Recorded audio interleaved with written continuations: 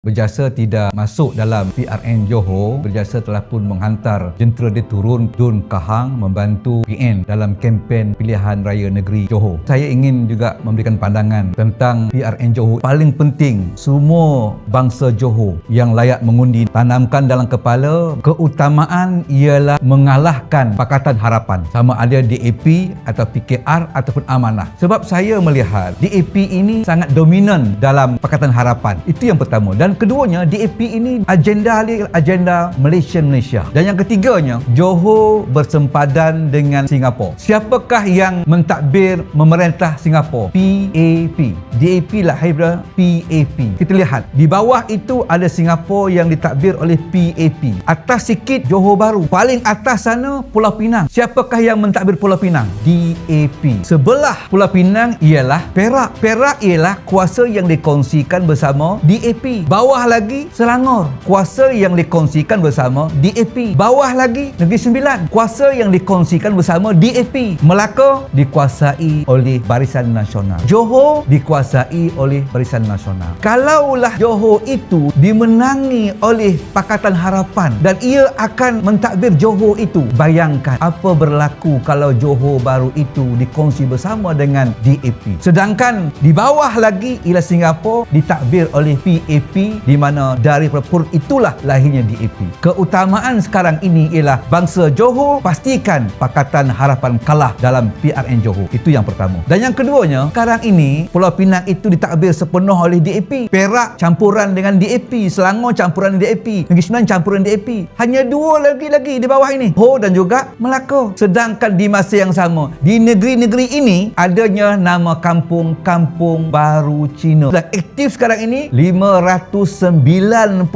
projek pembangunan sedang dibangunkan di Kampung Baru Cina ini dengan bajet lebih kurang 85 juta. Semua titik-titik Kampung Baru Cina sedang dibangunkan. Johor ini perlu dipertahankan. Saya bimbang lain itu akan menjadi kuat kuasa DAP pada akan datang. Pusat pun sekarang ini kuasa yang dikongsi bersama dengan DAP. Keutamaan bangsa Johor kalahkan Pakatan Harapan. Dan yang terakhirnya, saya memang setujulah UMNO bangun sebagai satu kuasa penuh memenangi Johor itu sendiri. Tetapi ingat, kalau rakyat telah memberikan mandat Barisan Nasional untuk mentadbir urus Johor, jangan khianati. Selepas menang, mereka berkawan dengan DAP untuk membina kerajaan masa akan datang. Tunjukkanlah kesetiaan. Bagaimana rakyat setia memberikan undi, maka UMNO mesti setia mempertahankan kuasa mandat itu. Jangan dikhianati. Lepas dapat kuasa, jangan UMNO mengkhianati mandat rakyat dengan kembali berjabat tangan untuk membina sebuah negara campuran yang konon-kononnya kami masuk bersama-sama dengan Pakatan Harapan kerana kami hendak menjadi semak dan imbang. You tipu rakyat, khianati rakyat, kemudian datang pula hujah konon-kononnya kuasa semak dan imbang. Ini satu pengkhianatan di awal-awal lagi. Saya nak maklumkan, jangan sekali-kali berlaku. Ikhlaslah Barisan Nasional memastikan Pakatan Harapan disingkirkan jauh-jauh daripada kuasa negeri Johor dan juga Putrajaya. Begitu juga nanti di Negeri Sembilan. Ini pandangan Berjasa yang sangat saya harapkan berlaku kepada PRN Johor.